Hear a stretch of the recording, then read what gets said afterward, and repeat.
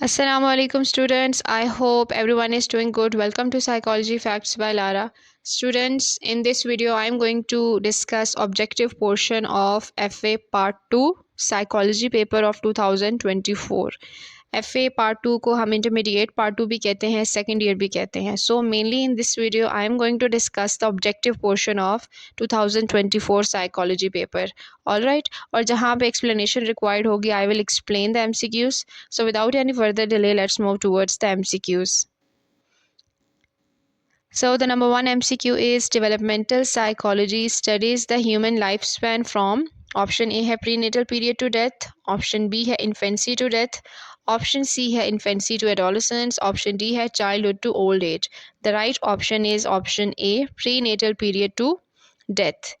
Developmental psychologist before birth ही जितनी भी डेवलपमेंटल या ग्रोथ की चेंजिंग्स होती हैं उनको असेस करते हैं, और हम कह सकते हैं कि पैदा होने से पहले से मौत तक की जो भी चेंजिंग्स आती हैं through out the human life span उसको डेवलपमेंटल साइकोलॉजिस्ट असेस करते हैं. पैदा होने से पहले भी स्टेजेस होती हैं कि एक फीटस किस तरह से डेवलप होता है. पहले उसकी जो स्टेज होती है वो जाइगोट कहलाती है, ठीक है, और लेटर ऑन टिल बर्थ उसको फीटस कहा जाता है. सो ये सारी स्टेजेस में क्या क्या चेंजिंग्स होती हैं पर वीक उनको असेस करते हैं डेवलपमेंटल साइकोलॉजिस्ट, और ओवरऑल क्या क्या फैक्टर्स इन्फ्लुएंस करते हैं मेनली डिटेल में स्टडी की जाती है प्रीनेटल स्टेजेस से ही टिल डेथ डेवलपमेंटल साइकोलॉजी में. नंबर 2 है which of the age group is related to concrete operational stage. Concrete operational stage आपने देख लिया, आपको समझ आ गया कि ये पियाजे की थ्योरी की स्टेज है. अगर आपने स्टेजेस अच्छे से याद किए तो ऑब्वियसली यू कैन मार्क कि ये 7 to 11 ईयर्स की स्टेज कहलाती है concrete operational stage according to पियाजे थ्योरी. नंबर 3 पे है what is the basic unit of knowledge. Schemas are the basic unit of knowledge according to cognitive psychologist. ठीक है, जितनी भी इंफॉर्मेशन कॉग्निटिव साइकोलॉजिस्ट के अकॉर्डिंगली हम सेव करते हैं वो स्कीमास की फॉर्म में सेव करते हैं, और जो भी रिलेटेड इंफॉर्मेशन होती है वो एक टिपिकल स्कीमा में सेव होती है. इसी तरह डिफरेंट इंफॉर्मेशन के लिए एक ह्यूमन डिफरेंट स्कीमास जो है वो डेवलप करता है. टिपिकली पियाजे ने कहा था कि जो चाइल्ड होता है एट द स्टार्ट वो डिफरेंट स्कीमास डेवलप करता है जिसमें एसिमिलेशन और अकोमोडेशन के थ्रू वो अपनी इंफॉर्मेशन को सेव कर रहा होता है. So basic unit of knowledge is schema. ठीक. नंबर 4 पे है अकॉर्डिंग टू पियाजे object permanence occurs in dash stage. Object permanence किस स्टेज पर एक्सपीरियंस करते हैं बच्चे. The right option is sensory motor stage. ठीक है. नंबर 5 पे है which factors are influenced by heredity. Heredity से कौन कौन से फैक्टर्स इन्फ्लुएंस होते हैं. मॉरल वैल्यूज़ तो बिल्कुल भी नहीं, ये तो हम लर्न करते हैं अपने पेरेंट्स से, अपनी सोसाइटी से. बिलीव्स भी हम अपनी फैमिली, अपने सराउंडिंग्स से, अपने रिलीजन से फॉर्म करते हैं, और सोशल वैल्यूज़ भी obviously societal laws, societal social interaction से, और फैमिली जो हमें बताती है सोसाइटल वैल्यूज़ उनसे ही हम सीखते हैं. सो बेसिक एबिलिटीज़ जो होती हैं, जो काबिलियत होती है, जो एप्टीट्यूड होता है, वो हमारा हेरिडिटी से असरअंदाज होता है या हेरिडिटी उस पर इन्फ्लुएंस करती है. So the right option here is basic abilities. So number 5 पे है incorporation of new information into already existing schemas is called assimilation. ठीक है, जब भी कोई भी new information already existing schemas में स्टोर होती है, इनकॉर्पोरेट होती है, उसको हम एसिमिलेशन कहते हैं. एक चाइल्ड अगर एक स्कीमा बना देता है, उसके पेरेंट्स उसको सिखाते हैं कि जो भी जानवर होते हैं दे यूजुअली हैव 4 लेग्स, और इसी तरह उनकी 1 टेल होती है. और लेट्स अज्यूम एक चाइल्ड वही चाइल्ड जब एक ज़ू में जाता है और डिफरेंट एनिमल्स देखता है, तो सबसे पहले वो इन्फॉर्मेशन जो याद की हुई है उसी से रिलेट करके बाकी एनिमल्स को भी समझेगा और उनको याद करेगा. जैसे कि लायन है, जिराफ है, ज़ेब्रा है, एलिफेंट है, they all have 4 legs and 1 tail. ठीक है, इससे उसने याद कर लिया कि they all are animals but with the different characteristics. ठीक है, सो इस तरह से न्यू इन्फॉर्मेशन को और एग्जिस्टिंग स्कीमास न्यू इन्फॉर्मेशन को पहले से स्कीमास में सेव करना क्या कहलाएगा, एसिमिलेशन कहलाएगा. और बिल्कुल कॉन्ट्रेरी इन्फॉर्मेशन अगर एक बच्चे के पास आती है जो बिल्कुल न्यू होती है, उसके लिए वो नया स्कीमा बनाता है और इस प्रोसेस को अकोमोडेशन कहते हैं. इसी तरह से ह्यूमन बींग्स जो हैं वो कॉग्निटिव साइकोलॉजिस्ट के अकॉर्डिंगली इंफॉर्मेशन को अपने पास स्टोर करते हैं और चीज़ों को रिलेट करके समझते हैं। नंबर 7 पे है according to behavioural theories phobias are dash patterns of behaviours.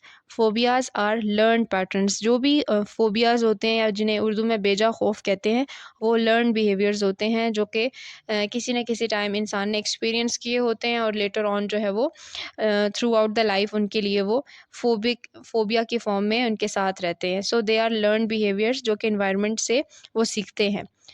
Number 8 पे है people who can't speak in front of others and avoid public gatherings are suffering from social phobia. ठीक है, the right option is option B social phobia. जो कि बोल भी नहीं सकते प्रॉपरली लोगों के सामने और पब्लिक गैदरिंग्स को भी अवॉइड करेंगे, तो वो क्या होगा, सोशल फोबिया कहलाएगा। नंबर 9 पे है the best treatment for obsessive compulsive disorder is cognitive behavioural therapy. ठीक है, CBT is the best treatment for OCD disorder, for OCD. And number 10th पे है which of the following is not an element of socialization? Family, peer group, neighbors are the element of socialization. Heredity is not an element of socialization. So the right option is option C. Number 11 पे है which method of learning is mostly used in the process of socialization? Modeling method जो है वो इस्तेमाल किया जाता है socialisation के दौरान, क्योंकि जो भी इर्द गिर्द हो रहा होता है बच्चे जो हैं उसी को देख रहे होते हैं, उसी को ऑब्जर्व कर रहे होते हैं और वो भी अपनी बिहेवियर में लेकर आते हैं। So the right option is modelling. Number 12 पे है among the members of society who is the mostly affected from harassment? Women are mostly affected from the harassment. Number 13 पे है which element plays the most important role in the formation of public opinion?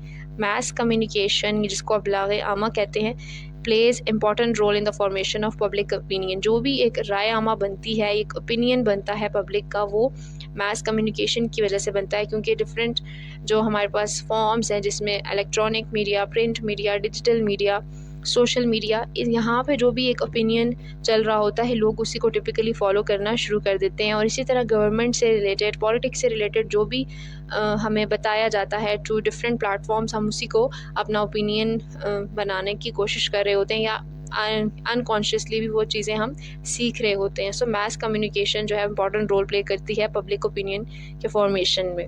ठीक है, number 14 पे है counsellor approach resembles with that of psychotherapist. एक counsellor की approach जो है वो साइकोलॉजिस्ट से या नफ्सियात दान से बहुत ज़्यादा रिजेंबल करती है। नंबर 15 पे है who introduce the concept of vocational guidance. Vocational guidance जहाँ पे भी लिखा है आपको याद रहना चाहिए कि फ्रैंक पर्सन जो है वो ही is known as father of vocational guidance, और इन्होंने ही ये कॉन्सेप्ट इंट्रोड्यूस कराया था। नंबर 16 पे है according to whom irrational thinking is the root cause of different emotional problems. Irrational thinking ही सारी इमोशनल प्रॉब्लम की रूट कॉज है या जड़ है।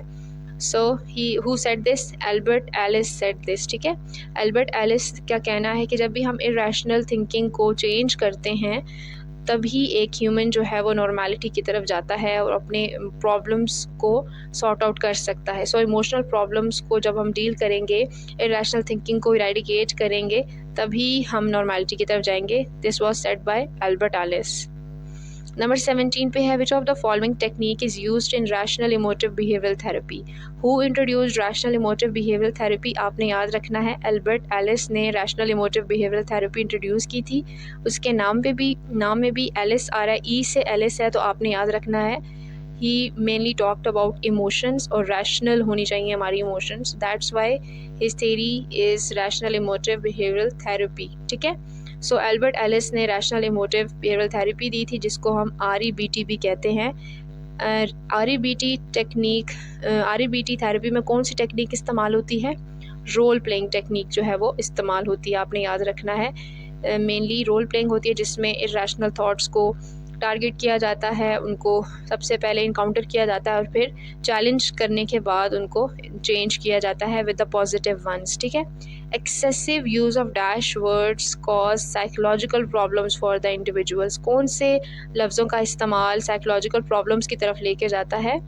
Must and shoulds. ठीक है, कि ये ज़रूर होना चाहिए और ये ऐसा होना चाहिए था, ठीक है, ऐसा ज़रूर हो और ऐसा ज़रूर होना चाहिए था। यही शुड एंड मस्ट की जो टायरनी होती है वो इंसान को बहुत ज़्यादा परेशान करती है और लेटर ऑन वो साइकोलॉजिकल प्रॉब्लम्स की तरफ भी लीड करती है कि जो आपने सोचा है आपको वैसा ही होना चाहिए, ठीक है।